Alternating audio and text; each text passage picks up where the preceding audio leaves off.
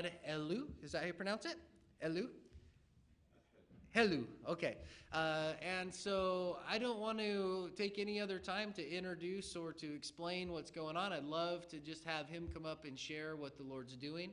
So we will open up with a word of prayer and turn the time over to our brother. Is there any prayer requests or praises that didn't get on the prayer chain or haven't been updated recently that we need to fill people in on? Okay.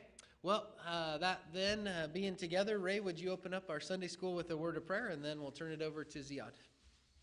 Dear Heavenly Father, we are so thankful for all you do for us and in us and through us, Lord. I pray that you would just be with Ziad today as he shares his ministry and then shares from your word, that you would give him wisdom and direction and clarity of thought, and that he would be able to explain what he's doing there in Lebanon, and as we hear, Lord, help us our hearts to be challenged.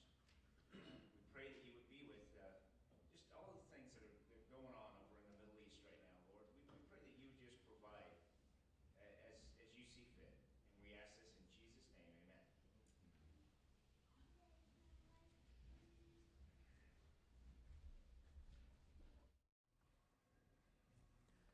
Good morning. Good morning. Such a great privilege and honor to be with you guys, and welcome back. You should be presenting, not me today. But since this is my last day here, I will do it. I'm so happy to be with you here this morning. And I will introduce my family. My name is Ziad Helou, and I'm married to Katie Nielsen, and I have 5 children. We have 2 seniors this year and 1 kindergarten. So we'll be doing everything all over again, but it's great. We love it. So I bring a great mix in cultures to you this morning. I have three different cultures in my home. My parents are Christian Palestinians, and they were born and raised in Haifa. And they used to go for summer vacation to a southern village in Lebanon. That's where they went. And they're cousins. And they were young. The whole clan went to Lebanon for vacation. Their last vacation in the summer was 1948. They went there, and they never went back. They lost their home, land, and everything. And they waited for a year thinking maybe they'll go back. They realized no. And then they moved to Beirut and started a new life. And that's how I became Lebanese, by God's providence. And God called me to the Lebanese people. So this is one. And we bring another culture into our home, is that I'm married to a Tennessean. So my wife is from East Tennessee. So we have all of this in our home.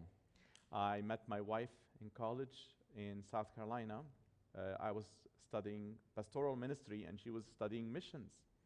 And God sent us together. So in 2004, we went back to Lebanon, and we started a church 20 years ago. And we also worked in education. So I have 2 roles, pastoral, and I have a master's in education administration, which allows me to have a job. And most of our churches are very small churches there, so we all have something else. So I'm a school administrator, and I was a school principal for more than 24 years, working in evangelical schools. So different evangelical schools. I moved from one to the other. I worked with special needs and then heading a K-12 school. Now, when we say Christian school or evangelical school, those are schools that were started by missions more than 100 years ago. The school that I was in dates back to 1868 to a British mission. And those schools, even though they're Christian schools, but because of where we're located and the demographics, so we were in a school in Tyre. You've heard of Tyre in the Bible. So we worked in a school in Tyre where the population there is almost 98%, 97% Muslim, and specifically Shiite, because we're right on the border there.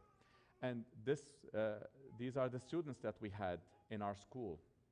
And we never deceived anybody. When they came to register, we would tell them that Their children would attend an assembly where they will hear about a story from the Bible, and they will hear a Christian song, and then we do a short story for 10 minutes, and we do that with the staff also.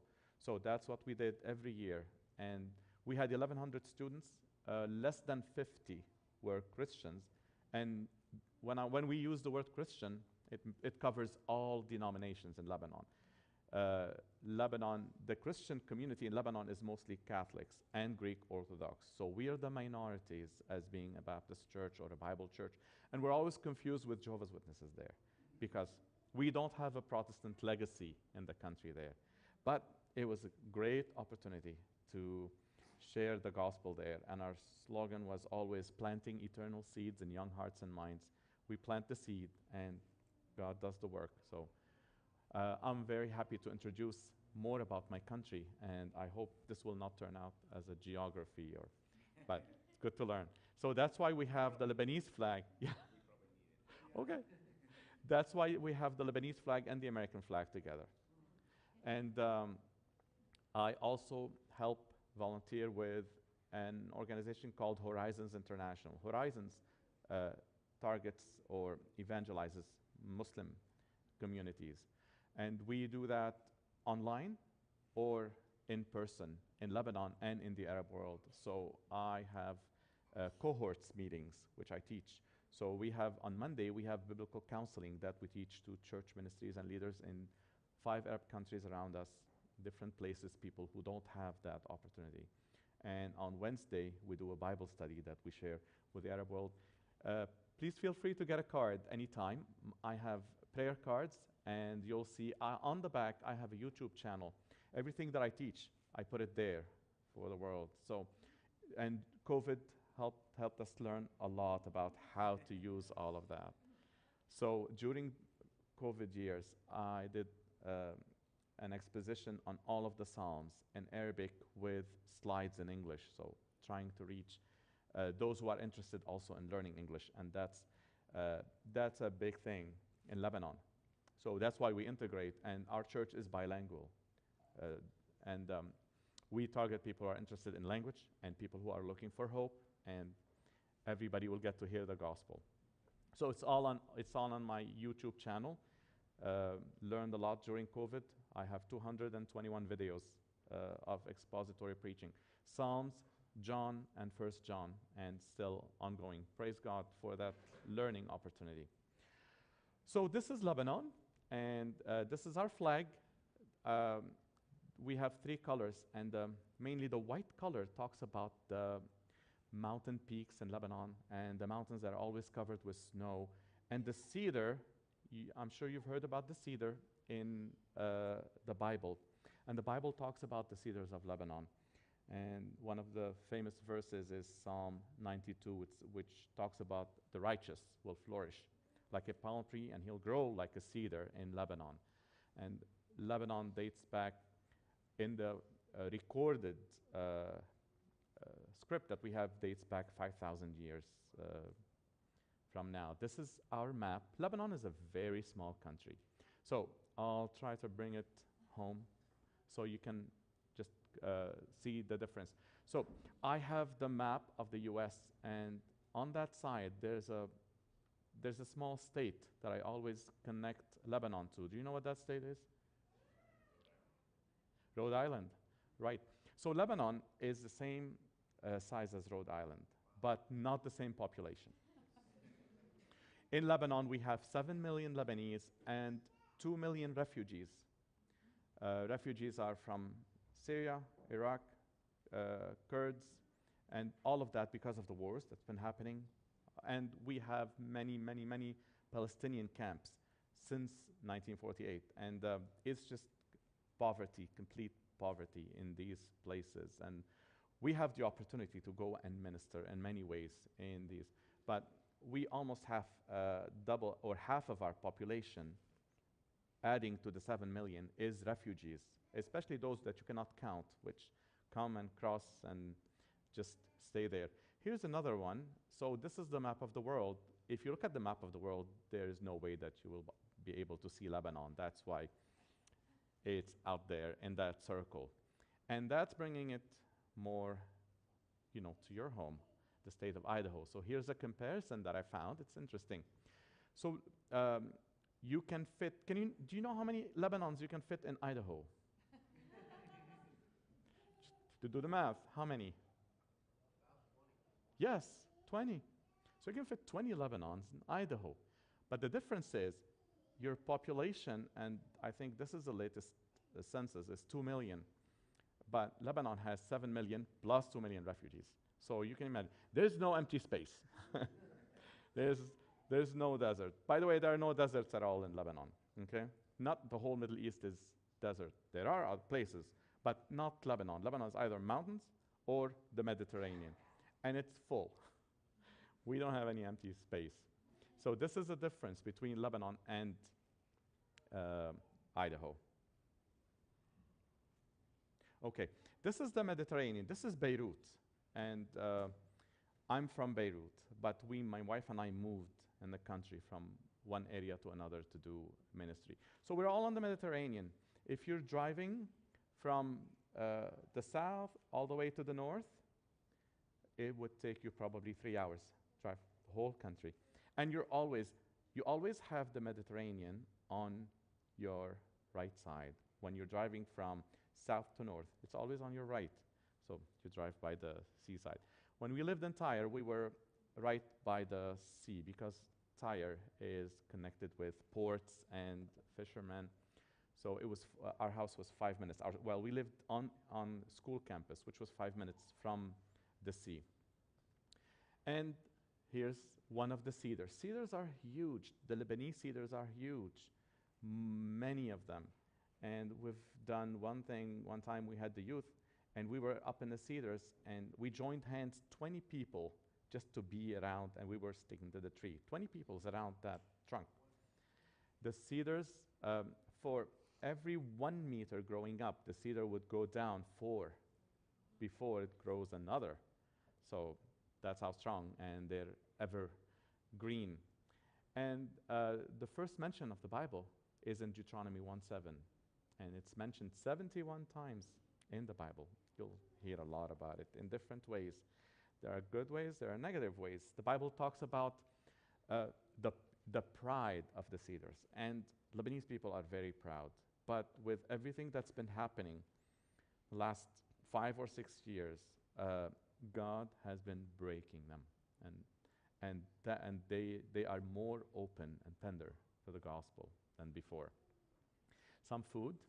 I hope I don't make you too hungry, but this is just a traditional dish in Lebanon, which we will move to something else. We won't stay there.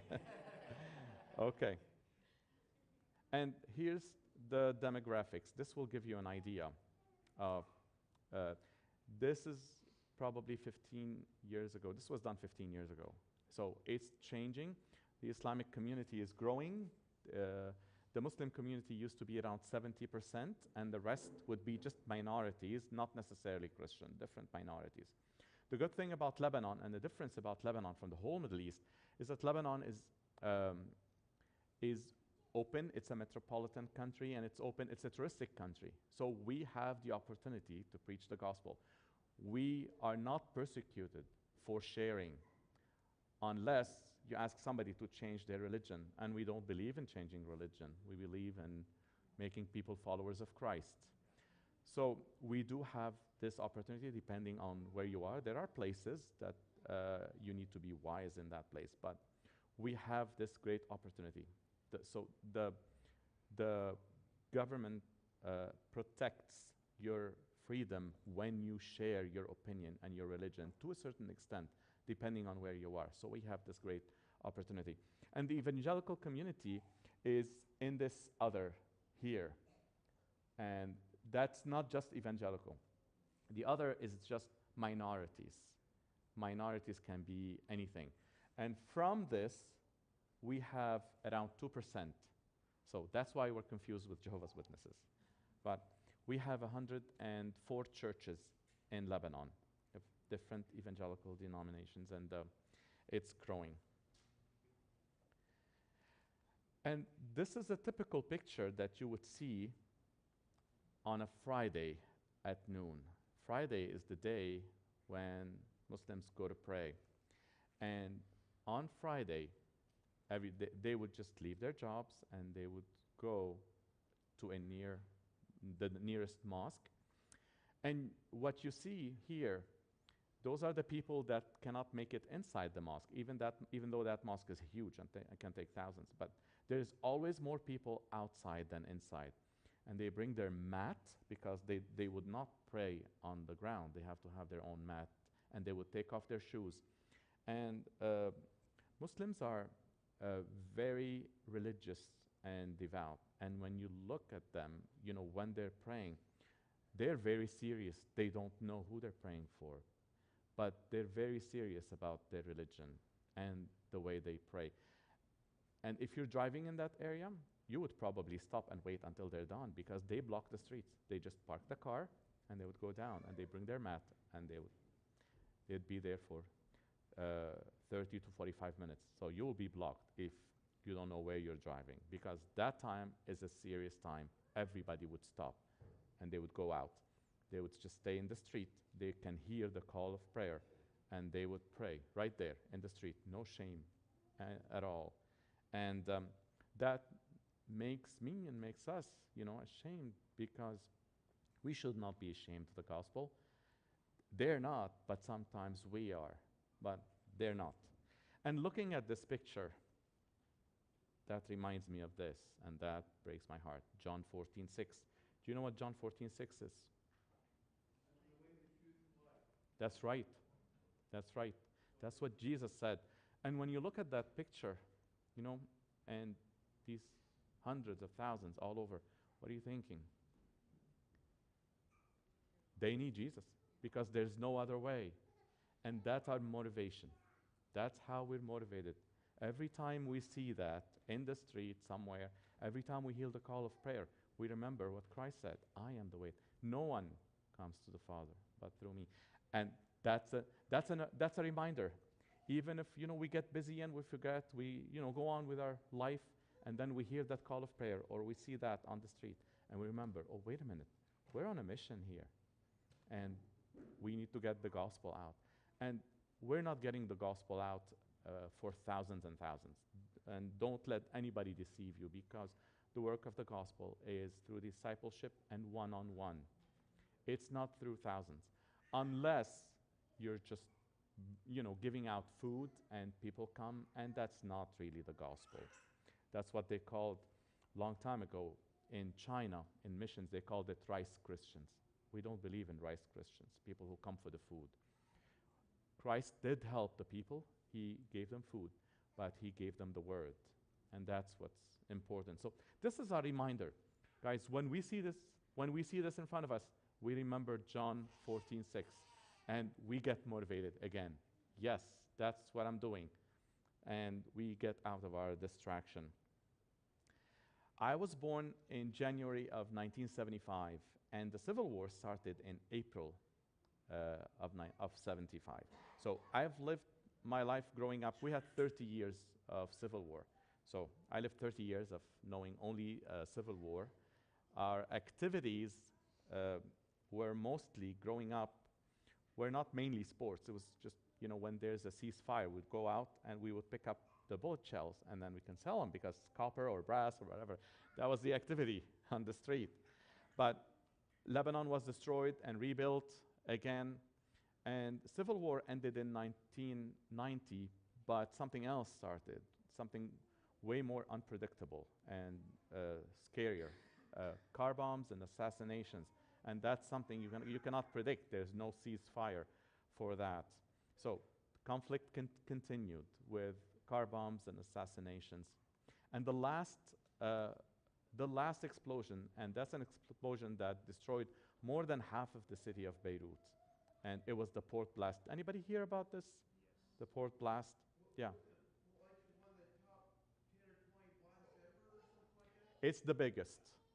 This would be like a small nuclear explosion, and that happened in Beirut. And our church is on the same street, 1 mile, so we had to just do the whole thing again. People who lived in 20-mile radius, they all felt as if the bomb was right there, because the kind of blast, it was nitrates.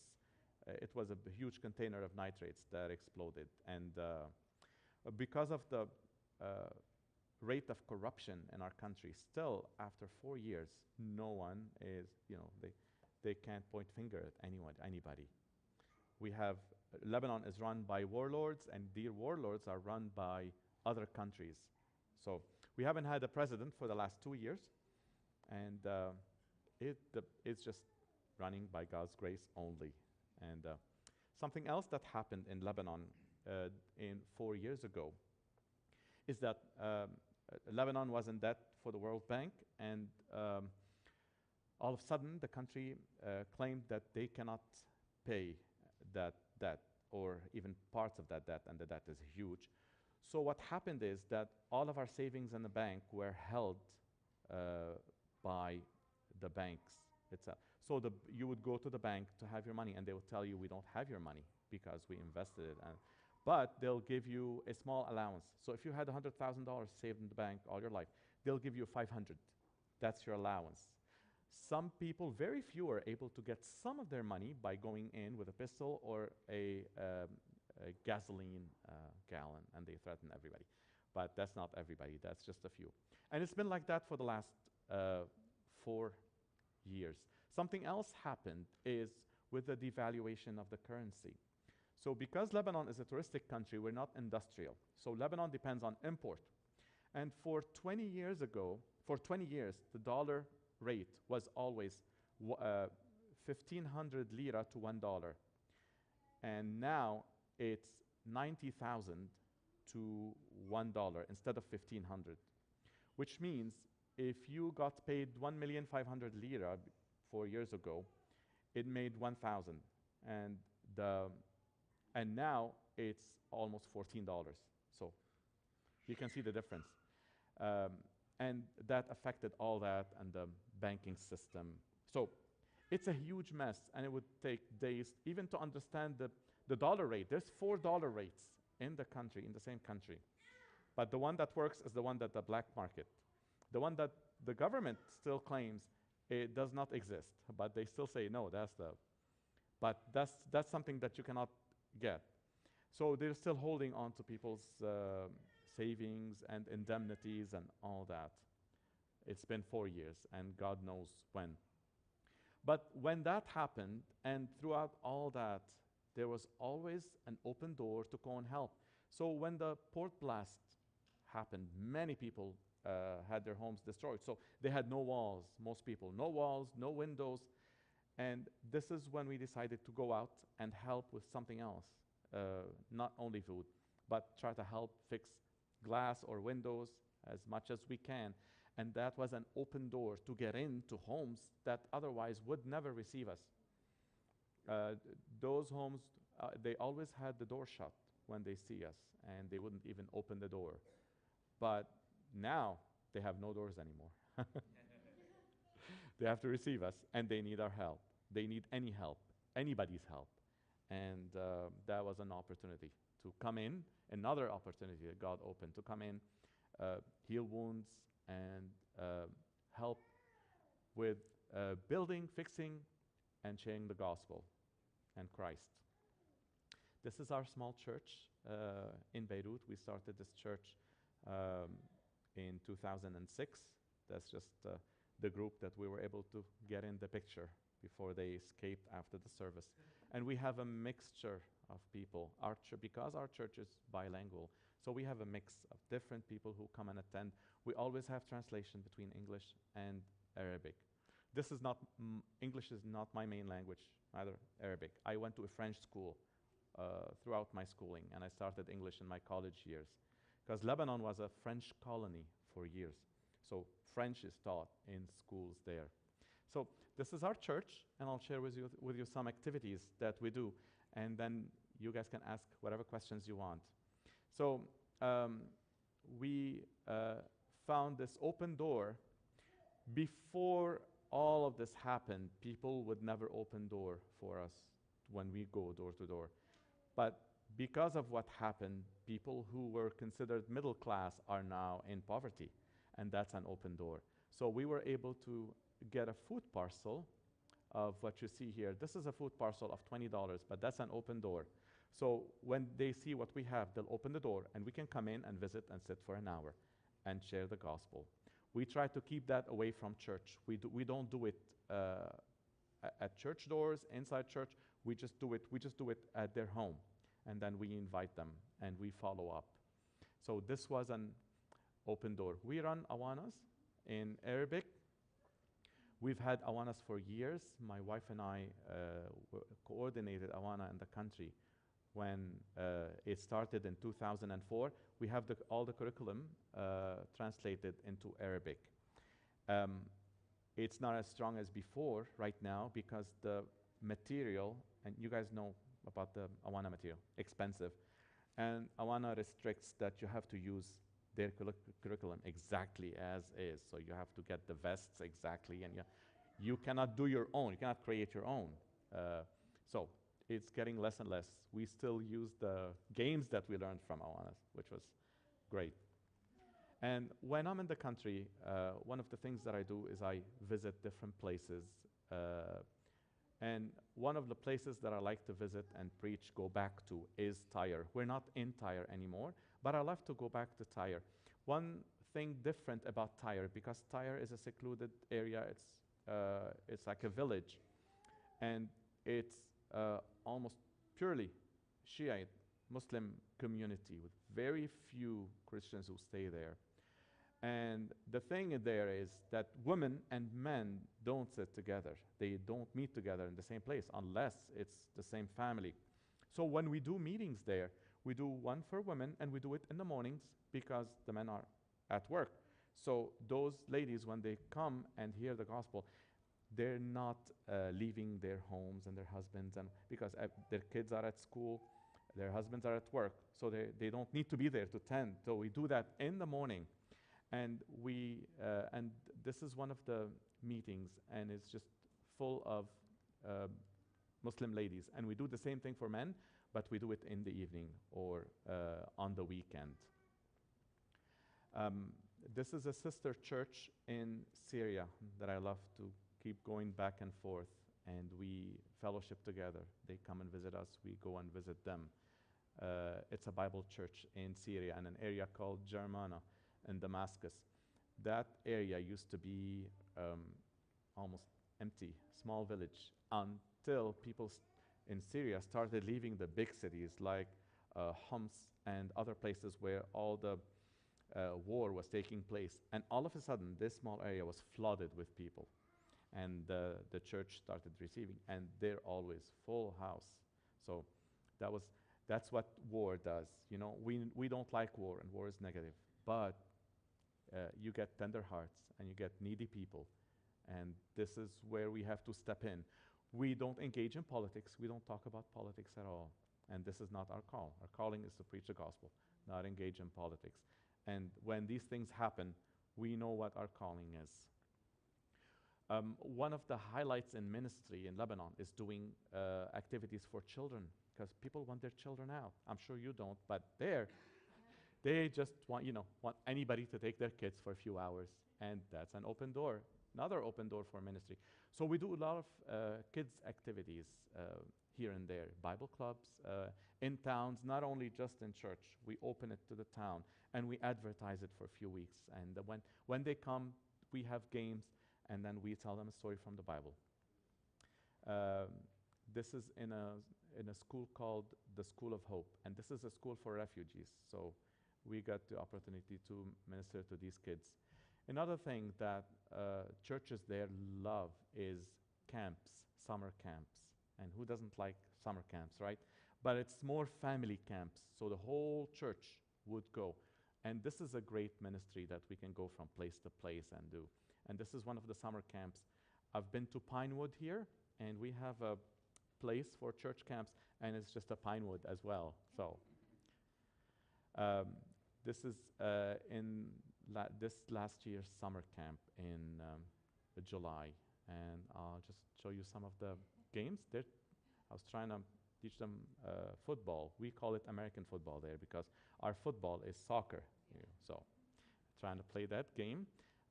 Water games, And this is a game that a missionary visited a few years ago, and he carried that, he brought it with him. Nine Square, you've heard of Nine Square?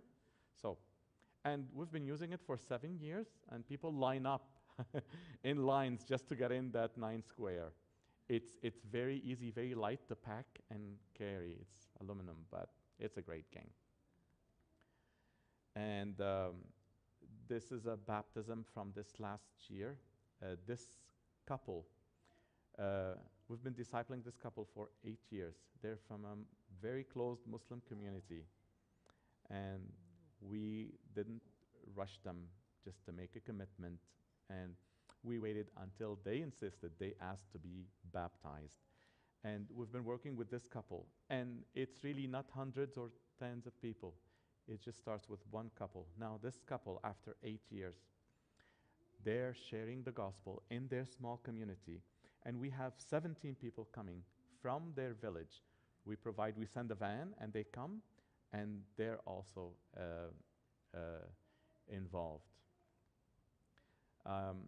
As our church grew and our younger people that were very little, it was such a privilege to baptize these kids and then to see them, young ladies, young men, and to be able to marry them over the 20 years of ministry. This is the school that I told you about in Tyre, where my wife and I were. This is my wife Katie giving chapel. So because of the school is big, 1,100, and our assembly place can take 220. So we do 3 chapels every morning. We do a staff prayer for all the staff, and they're required to attend if they're going to work in school. Unfortunately, we cannot find Christian staff. So we have 91 teachers and staff, and we have a total of 8. And we're doing all the ministry and all the chapels and all that. But it's either that or you close the school. Well, first of all, we have to employ from that area. And otherwise, nobody wants to go to Tyre, because people want to live in their own small communities where everybody believes the same. And so this is a prayer request. We've always prayed for people who would be willing to come. And we've had missionaries for years who would come, who would live in the school and just be part of that small group witnessing to this large group of students that you see. And more activities and pictures. And finally, when you remember everything, I know I laid out a lot here today. Just remember, even if you remember one thing, just pray. Pray for souls to be saved, and pray for growth, continued growth, not necessarily in quantities, but in quality, in people who receive Christ and understand the gospel and what the gospel means, to go out and poke holes in the darkness. That's the theme of our missions. And pray for peace and stability. And when you pray, I know that we tend to pray for one group, and people in the Middle East, they see a lot of that. They just see the American church praying for Israel. Pray for everybody there, and we're called to share the gospel to everyone. Thank you very much. And I'll take questions if you have any. Probably our time is up? You still got 15 minutes. Okay. Yeah. Sorry. Yes. So one of the religions you had listed up there was Druze? Druze. Druze is a closed Muslim community, and they only believe in Abraham as a prophet, but they believe in reincarnation. So Druze normally, Druze don't share their religion with anybody. Their book is called the Book of Wisdom, and they only share it with those who are serious, age 40 and up, and that's great for us. The couple that I just showed you, they're Druze. They don't know about their religion, so that's an open door for preaching. So it's one of the sects in Islam. It's not well known, but it's there in the Middle East. You'll find those small communities here and there. They're just like the Samaritans. So the Samaritans today, you have 5,000 total of Samaritans, and they live in a village called Nablus. It's a close community. Druze, but Druze are more than that. Yes, sir. Could you expound on how the inflation has Okay, I'll share one thing with you. So, since we started the church, and those of us who have been ministering, we all have jobs, and we were all, able to provide for ourselves and also for the church needs. We decided that we're going to save so that one day we can have our own place. And so we were able to save actually $300,000 over 16 years by only paying bills like utilities and a small rent. We used the chapel of a small school in Beirut. But with everything that happened, now the bank is holding that money, just like everyone else, like all the Lebanese. So we don't have access. So they give us, being a church, they allow us $1,000 of our own money that we saved all these years, which we pay rent, electricity, and in Lebanon you have to pay also generator. So even if you're paying government electricity, the government provides 3 hours out of 24 electricity only. But there's always somebody who is happy to provide that for you for a fee. And they monopolize, so there's always one in every city, and you have to work with that person. And those people own big generators, and they just get a cable to your home or to your church. So you pay that extra. This is one thing that affected us mostly, that we've been dreaming about having that place, and that's how it is now. The money of the church is held in the bank. So we're not able to help much with different things other than that allowance that we take. Now, for the last 4 years, no one deposited even a dime in the bank. So banks are only there with lines of people trying to get that allowance that they can get. But no one's depositing. So people are keeping their monies in their pockets, in their homes for the last 3 years. And as a church, we have to do the same. It would not be wise to go and give it to the bank again. And I would think it would take years for even if all of this is resolved, it would take years to trust the banking system again. Banks are barricaded now, and they all have metal doors, no windows, because everybody is trying to attack the bank to get the money. So one of the ways that it affected us is that we've been dreaming about having a place, a better place, and that's on hold now. God knows. When He wants that to happen, it will happen. Did I answer your question? I'm sure there's more, but it will take a lot of time.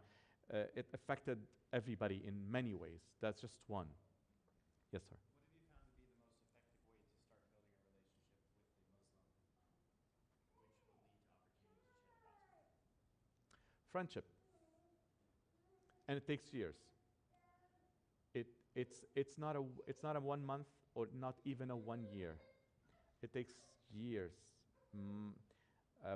I grew up and I lived in the part of Beirut. Beirut was divided, and I lived in a Muslim quarter. And one of my best friends, he was a Muslim. And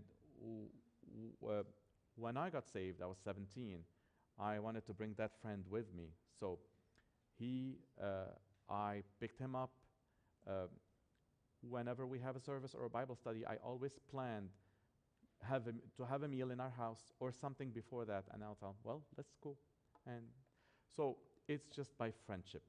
And with friendship, when they see that you're not just there just to change their religion or criticize their religion, then they can trust you.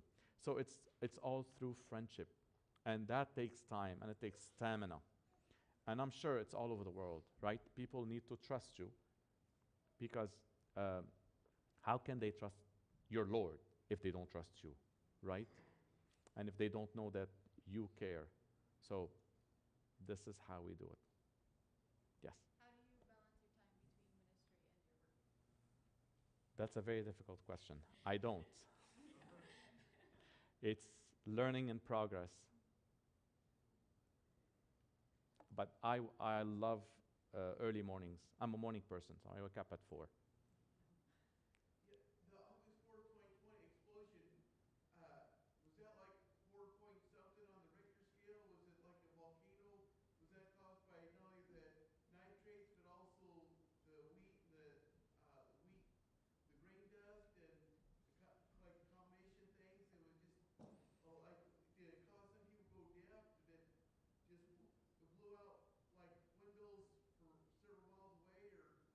Yeah, something like that. So nitrates is used for farming. Nitrates is not bad. But what happened is they had stored the nitrates in one part of the port, and as smart as they were, they stored fireworks. So before the big explosion, there was an explosion of fireworks. So you could see the fireworks, and you can see that it's on YouTube. So you'll watch fireworks happening. And the fireworks were ignited by somebody who's very smart to weld the door. So he was doing welding on the container metal door of where the fireworks, and the fireworks were right next to the nitrates.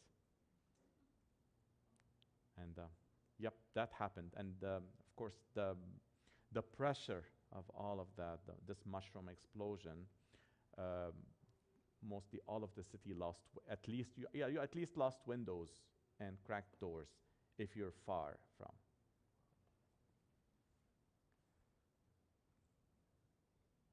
Oh, and since it was down there on the ports, it destroyed a whole bunch of grain, and so that affected the food supply since all that wheat grain was destroyed? Yeah, because the corn, we had the corn, what do you call those?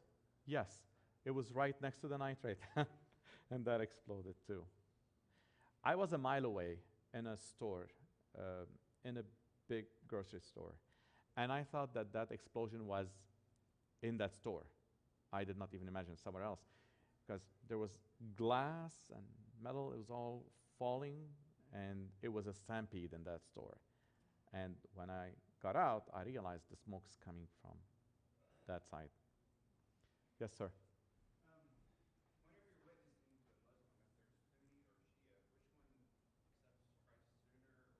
which one accepts Christ sooner, or which one's harder to witness to, or does it matter? It's a difficult question, depends on the people, but we find the Shiite people to be more accepting than the Sunni. Now, when you're talking about Sunni, you're talking about ISIS. When you're talking about Sunni, you're talking about Kingdom of Saudi Arabia, which is an ally here to the country. But this is something that we find very intriguing or funny, that they're good allies with the US. But do you know that we cannot get one Bible in our luggage into Saudi Arabia? So most people don't have it there. You can find stuff online, but it's always monitored.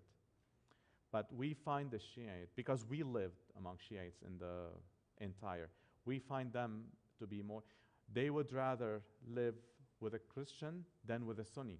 And they go back, they fight among each other. It's an old historical thing. So this is our experience. We find the Shiite to be more open. So your school that you're administrating, are you predominantly teaching in Arabic, or are you teaching in English, French? The school.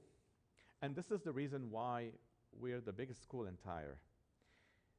People there, even though people are not coming and saying, teach us the Bible, okay? No, they're not. But they come to our school because our school is a mission. It used to be a British mission, and it became national. And we teach everything in English. And they want that good English command that we provide. In their schools, they would teach everything in Arabic, even science and math and all that. We teach everything in English. And they want that, because in their schools, they have to teach everything in Arabic because they teach the Quran.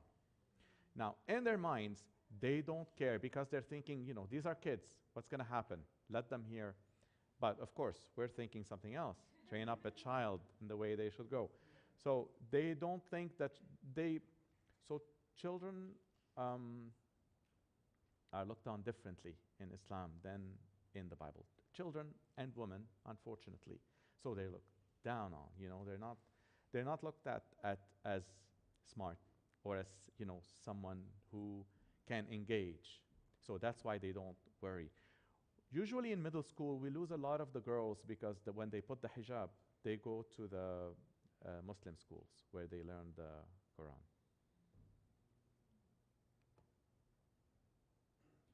So they come for the good education that we provide. So when you say it's It's not a public school, no. It's not? It's not a public school. Oh, okay. So do the families have to pay something? Most then? people don't send to public schools in Lebanon because public schools they don't provide any good education or any education at all. Actually, the public schools now are taken for the refugees mostly. Mo- Almost 75% of the Lebanese sent to private schools. And we have lots of private schools. And since Lebanon is a religious country, there's private schools for every religion. But no, this is a private school. So they have to pay to go there. But it's in the middle range.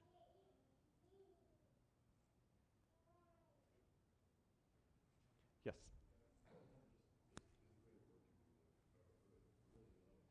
Thank you. Thank you. Praise God. Kind of curious about the economy. Doesn't sound like it'd be much of an agricultural country.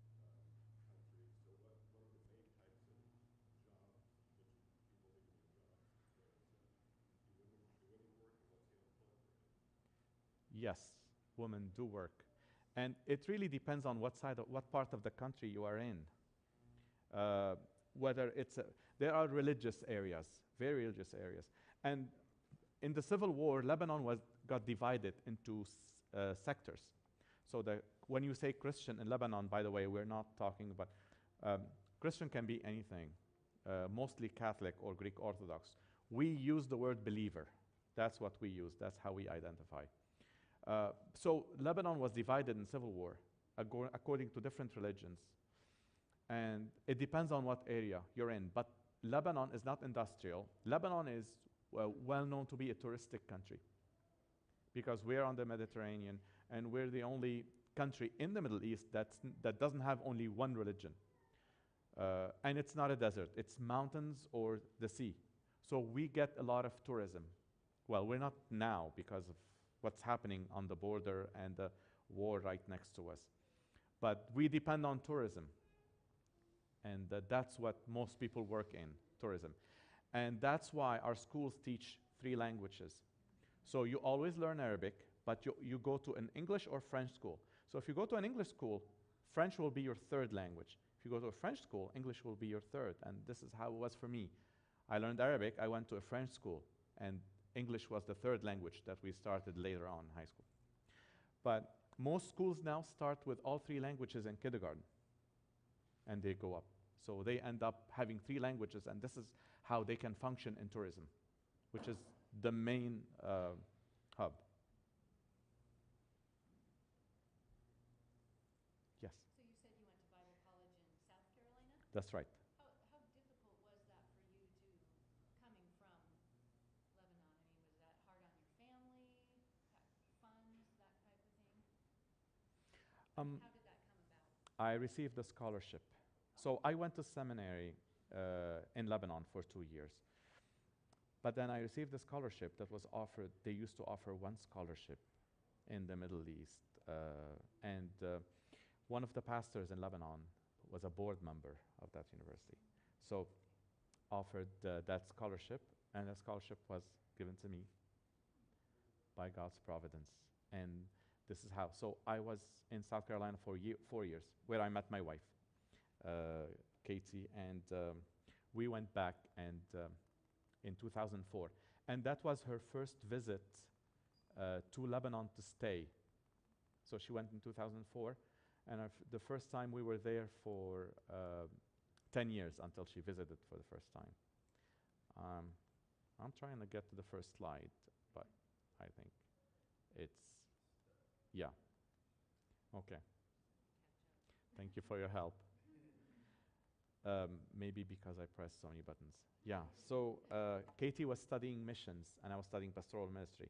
But we were minoring in French, so we met in those block classes of missions or French. My wife is from Tennessee. She came last year to be with her elderly parents. She's been away for so many years, and they had health issues. And beginning of this year, she was diagnosed with breast cancer, and it was the kind that cannot be detected through mammograms or imaging, so it was a bit advanced. So she's been doing treatment. She did chemo treatment, which was very hard. And my wife says that she always gets all the side effects. She checks all the side effects in the book. She gets them all. And then she did radiation. So she just completed radiation. And now she has a hormone medicine treatment that she would need to continue on. So that's another prayer request for our family. So since last year, I've been doing what Pastor Sparky is. I'm just back and forth, living in 2 countries, and It's hard. Pray for you. it is, yeah. I have a fun question. I saw in your food plate, Oh, there was no shawarmas there. there's, Do you guys have shawarmas in Lebanon? yes, we do. Okay, because the Lebanese restaurants in Congo, Mm-hmm. they're the best makers of shawarmas. Okay, so what you're looking at now is the appetizer. Okay.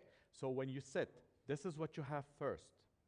And then the meat will come later, whether it's and barbecue, and our barbecue is shish kebab, or the shawarma. That's why I guess I missed putting another slide, but I thought I'm not going to overdo it with food slides. So you're right, shawarma is a big thing. Okay. Walker got to have his first shawarma in Congo. Awesome. I don't know how similar it is, but it's shawarma. French fries, coleslaw, Mm-hmm. meat. Yes. The Lebanese restaurants are the best in Congo, Mm. by far. It's our favorite Congo food. We, one of our church members, he left his family back home, and he's working in a Lebanese restaurant in Congo. He's a chef, but because there was no work and he needed support his family, so he's there working in a restaurant in Congo. Need to get his information need to and get find his- him. Okay. We'll go eat there next time. Yeah. He attends our meetings on Zoom. So Wednesday, wherever I am, I teach Bible study for our church, and then I put it on YouTube. But we meet on Zoom, and he attends from Congo. Is he in Kinshasa, the capital city? I'm not sure. Okay. I don't have We'll much get his information, contact. but he's always attending.